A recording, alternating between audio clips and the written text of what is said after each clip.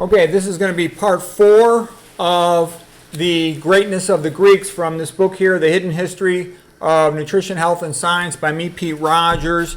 And basically, as Will Durant said, most things in Western civilization outside of machinery initially came from the ancient Greeks. Okay, so here's a painting. We're on figure 714 in the book.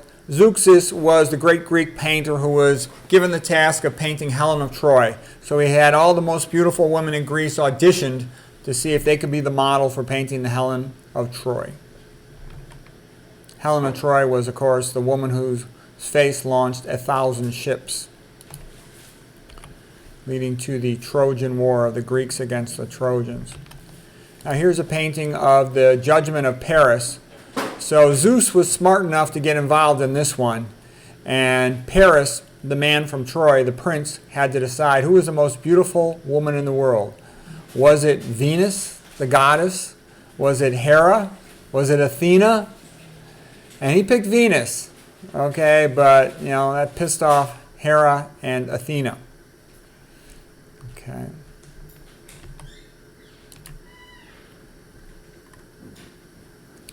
Now here's a painting of the Wrath of Achilles. So let me, what had happened with the Wrath of Achilles is during the Trojan War, Achilles had decided not to fight because Agamemnon had stolen his mistress from him. And then Patroclus, who was like the best friend of Achilles, took Achilles' armor and he went out and fought, and he was killed by Hector. And Achilles was so pissed off about his friend being killed, he went into a rage and he slew many Trojan soldiers, including the great Hector. Hector was the greatest warrior of the Trojans. So that is the Wrath of Achilles. It's also alluded to because Achilles was rather cruel, and he dragged the body of Hector behind his chariot. This is all from the Iliad. Okay, so here is Achilles dragging the body of Hector behind his chariot in front of the walls of Troy. Later on in the Trojan War, Paris, the one who had chosen Venus, got as a prize to be married to Helen. He stole the wife of the king of Sparta, Helen of Troy, the most beautiful woman in all of ancient Greece. And during the fight between the Greeks and the Trojans, Paris, the same prince, was wounded by an arrow shot from the bow of Philoctetes. And he goes to Oanine, his former wife, to heal him because she had special healing powers, and she refuses to help him, and Paris dies.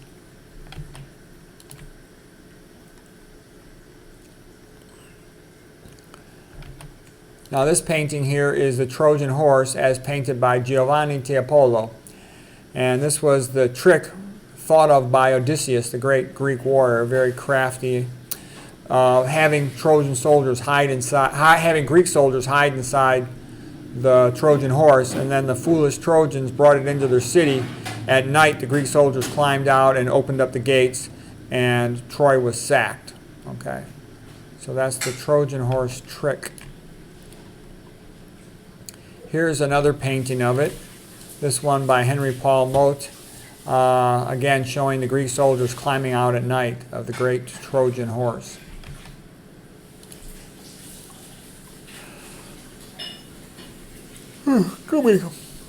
Now, the Greeks weren't able to go straight home afterwards.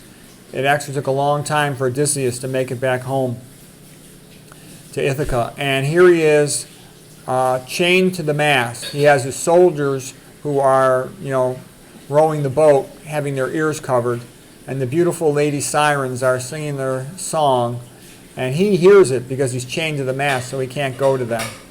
And the ladies, as we all know, can be very, very attractive, very compelling. It took Odysseus 10 years to make it back home. Finally, Odysseus gets back to home soil, and the first thing he does is he kisses the ground upon returning to Ithaca. And Athena is there with him. Athena, her Roman name is Minerva, but her name's Athena, like Athena of Athens. Okay, and this painting was by Jan Stika, the Polish artist. So after wandering, the wanderings of Odysseus for 10 years, he's finally home to Ithaca. Okay, this machine sometimes takes me a moment, but what he finds, Odysseus, when he gets home, is there's all these suitors, men who want to marry his wife, because he was the king of Ithaca, and they want to marry his wife, Penelope. So they're always trying to seduce her, and they're hassling her. And so once Odysseus comes home, it's a long story how he tricks them, but he gets his bow and arrow, and he begins to slay the suitors. And his son Telemachus helps him, and they slay the suitors who had been harassing his wife for a long time. Okay, I'm going to tell you about a few of the great ancient Greeks that are worth knowing about. Herodotus is called the father of history. He wrote the history of the Persian War, and he was a little bit of an outsider, part Persian himself, part Greek, but he identified with the Greeks, and he wrote a masterful history. And then an even more impressive history was the history of the Peloponnesian War, written by Thucydides. And Thucydides is the great historian of ancient Greece. He's kind of like what Machiavelli was to Renaissance Italy. He himself had been an admiral, and he had failed in a battle, and he had been ostracized and exiled because of that. But it gave him the opportunity to stand on the sidelines and to objectively watch and record what had happened in the Peloponnesian War. And it's a masterful book. He said, I do not write this for the celebrity of the moment, but to stand as a record for all time. And it has. I had to read that book when I was a freshman in college, at Stanford, and it left an impact on me. It was magnificent. The Greeks had the first Olympic Games. They had the first theater with drama, tragedies, and comedies. The great Greek playwrights are Aeschylus, Aristophanes, Euripides, and Sophocles. Aeschylus had fought against the Persians, and he was most proud of that. He had that put on his epitaph on his grave when he died. Sophocles was a stratego, a great Greek general, amongst other things. Great playwright. Here's one of the ancient Greek theaters, and you can see how magnificent they are. A painting by Eugene Viollet-le-Duc. Okay, but anyways, look how magnificent they were. The Greeks were incredible. All the other ancient cultures were backward in comparison to them. All the ancient cultures were typical modern human cultures. You got some tyrant despot ruler who says, do what I say or I'll kick your butt. Let's get more powerful, and then we can kick our neighbor's butt and steal their stuff. That's what almost all human societies have been since the beginning of recorded time. There's only a few unique places that weren't like that, and that's why we remember them. Okay. Here is the great Pythagoras, an early Greek mathematician, and he's the guy who figured out the mathematical octave on a string instrument, the proportions. They would pray in the morning. They loved the sun. He was a vegetarian because he believed in incarnation and felt humans could potentially be incarnated as animals, so he didn't want to eat an animal, which might be one of his incarnated friends. But when people used to refer to the vegetarian diet, they used to call it a Pythagorean diet. He's also developed, of course, the Pythagorean theorem that we all learned in algebra class. Euclid was another great Greek, and we used his mathematics for geometry. Okay, the first philosophers were the ancient Greeks, the pre-Socratics, and we remember them, people like Thales, of course, and all the other ones, Democritus, okay. All these ancient Greek words about thinking, they come from Greece. Words like cynicism, related to Diogenes, skepticism, Epicureanism, Stoicism, the atomic theory, etc., etc. Okay, the first semi-modern thinking Dr. Hippocrates, the three greatest philosophers of the ancient world, Socrates, Plato, and Aristotle. Okay, Platonism sort of became the foundation that led to a lot of the theory of religion that comes with the Catholic Church with regard to what then led to Protestantism. Aristotelianism is the sort of philosophic underpinning primarily of the Catholic Church, as Thomas Aquinas, in a sense, baptized Aristotle. That's how it works. And that's what led to the Renaissance. Okay, here's a painting of Hippocrates refusing gifts from the Persians. And it's a long story, but it's still a beautiful painting. Okay.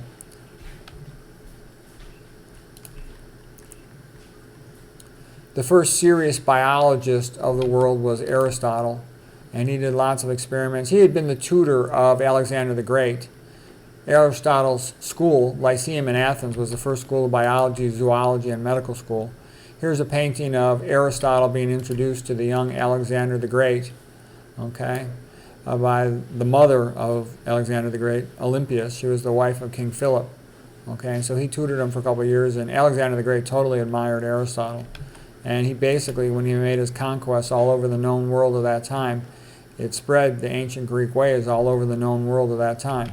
Here's another painting of Alexander the Great bringing animal specimens to Aristotle. Aristotle made up the genus and species classification of animals, and Darwin considered Aristotle the greatest biologist who ever lived until he himself came along. And Aristotle would dissect these animals and classify them. Okay, so he was the first real biologist. His father had been a physician. So anyways, that's where we're going to leave it at this time. That's the end of part 4. I'll do one more part 5 of the greatness of the ancient Greeks, and then we'll do the Romans, and then we'll get into more modern history of science and medicine.